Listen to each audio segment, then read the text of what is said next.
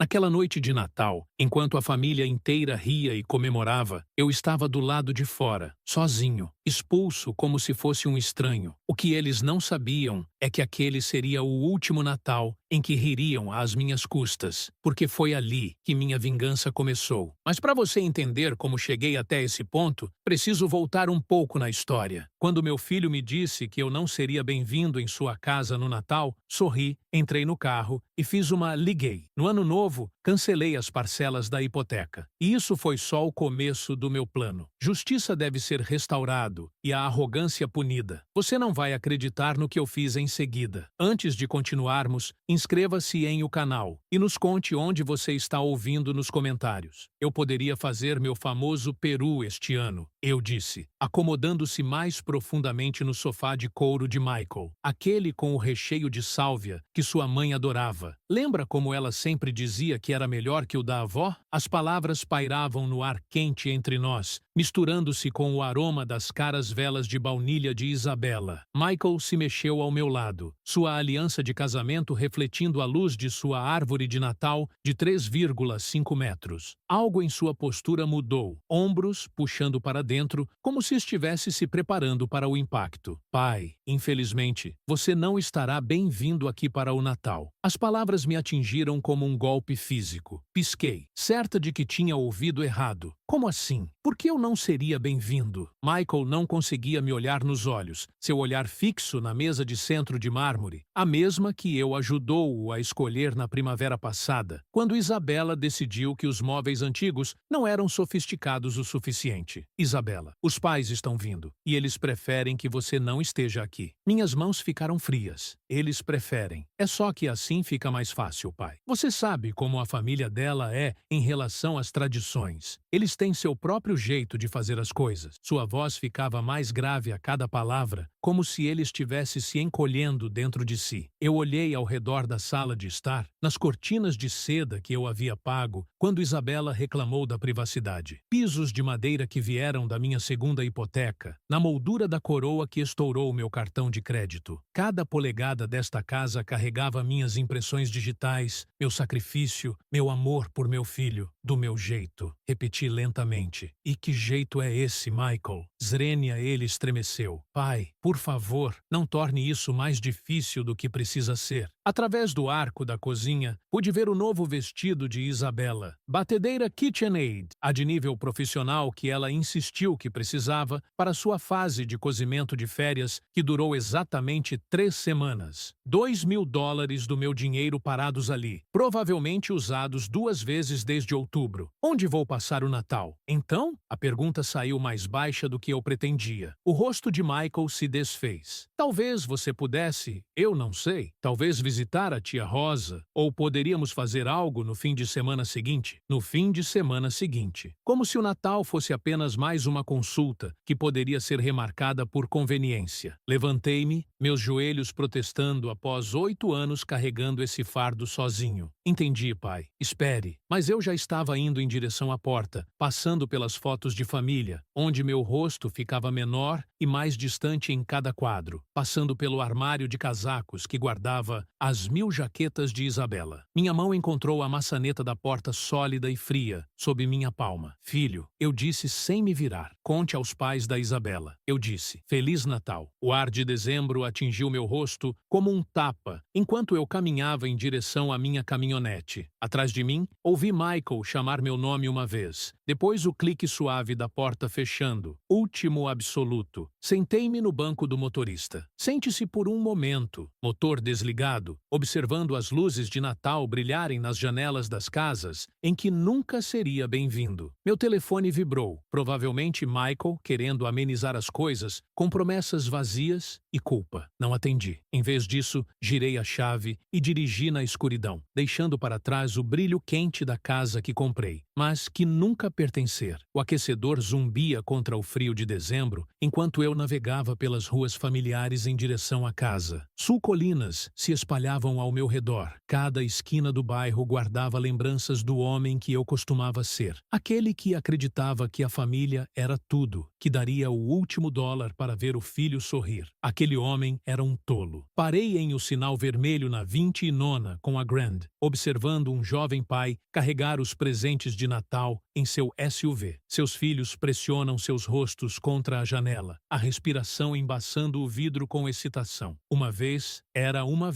Michael e eu, antes de Isabela, antes de eu me tornar nada mais do que um caixa eletrônico ambulante com emoções inconvenientes, os Numi. Força do que um golpe físico, 8 anos de morder a língua, de engolir insultos por causa de Michael, de fingir que não percebo a maneira como ela olhou para mim, como se eu fosse algum tipo de ajudante contratado. Meu tipo de comida. Minha voz manteve-se equilibrado, controlado. Você quer dizer a comida que você comeu todo domingo por 3 anos quando o dinheiro estava curto? Os tamales que você disse que te lembrou da sua avó? Isso foi diferente. Éramos gratos naquela época, mas agora com meus pais. Agora com seus pais, você não pode ter o camponês mexicano te envergonhando na sua mesa de jantar chique. A falsa doçura evaporado. Não seja dramático, Dennis. Não se trata de raça, trata-se de classe. Meu pai se formou summa cum laude na Universidade Estadual de Washington. Minha mãe fala 4 línguas. Eles passam o verão nos Hamptons. O que exatamente você contribuiria para uma conversa durante o jantar? Histórias sobre colocando ladrilhos. O calor inundou meu peito, mas mantive minha voz firme. Eu construí um negócio do zero depois que o avô do seu marido morreu. Empreguei mais de 50 pessoas. Paguei mais em impostos do que seu pai ganhou em seu melhor ano. Dinheiro não é tudo, Dennis. A criação importa, educação importa. E, francamente, Maria entendia o seu lugar melhor do que você entende o seu. A linha ficou em silêncio. Ela cruzou. A linha que eu nem sabia que existia até ela pisar forte com seus saltos de grife. O que você disse? Sobre minha esposa? Só estou dizendo que ela sabia se misturar melhor. Ela não fazia barulho. Ela entendeu que alguns espaços não eram para ela. Minha mão apertou o telefone até meus dedos ficarem brancos. Maria tinha mais classe no dedo mindinho do que toda a sua linhagem jamais possuirá. Oh, por favor, ela era uma faxineira que teve sorte. Pelo menos, ela teve o bom senso de ficar quieta sobre isso. Isabela, minha voz caiu para algo que eu não reconheci. Quero que você ouça com muita atenção. Esta conversa acabou. Terminamos fingindo ser família. Você não pode simplesmente terminamos. Repeti e terminei o ligar. Coloquei o telefone cuidadosamente no balcão, com as mãos surpreendentemente firmes. Ao meu redor, a cozinha parecia diferente, menor, mas de alguma forma mais limpo, como se um peso tivesse sido tirado do próprio ar. Caminhei até minha mesa no canto, tirei a pasta de papel pardo que eu vinha evitando há meses, extratos bancários, papéis de hipoteca, 5 anos de transferências automáticas que me sugavam enquanto viviam como realeza. Hora de estancar o sangramento. Quarta parte. A primeira decisão. O cancelamento da hipoteca. Os documentos espalhados pela minha cozinha. Provas como uma mesa em uma cena de crime. 5 anos de extratos bancários, cada um mostrando a mesma transferência automática. $2.800 no dia 15 de cada mês, desaparecendo da minha conta para a deles. Um papel rastro da minha própria estupidez. Peguei minha calculadora e comecei a somar. O primeiro ano, 33.600. No segundo ano, mais 33.600. No terceiro ano, parei de comprar roupas novas. No quarto ano, comecei a comprar em supermercados de desconto, lojas. Este ano, o quinto ano, eu estava comendo sanduíches de pasta de amendoim no almoço para sobreviver. Os 143.400. Sem contar a entrada. Sem contar as vezes em que cobri as contas de serviços públicos quando Isabela estava fazendo compras, o vício saiu do controle. Sem contar o novo telhado, o paisagismo, os móveis que eram essenciais para seu estilo de vida. Sentei-me na cadeira olhando para os números até que eles turvo. O dinheiro do seguro de vida da Maria, minhas economias para a aposentadoria, o fundo da faculdade, tínhamos começado para netos que eu aparentemente nunca teria permissão para ver. Tudo se foi, derramado em uma casa onde eu não era bem-vindo para o jantar de Natal. Peguei meu telefone, percorri meus contatos até encontrar o número de meu banco. O sistema automatizado me ofereceu opções em inglês e espanhol, como atenciosa. Que atenciosa com pessoas como eu. Atendimento ao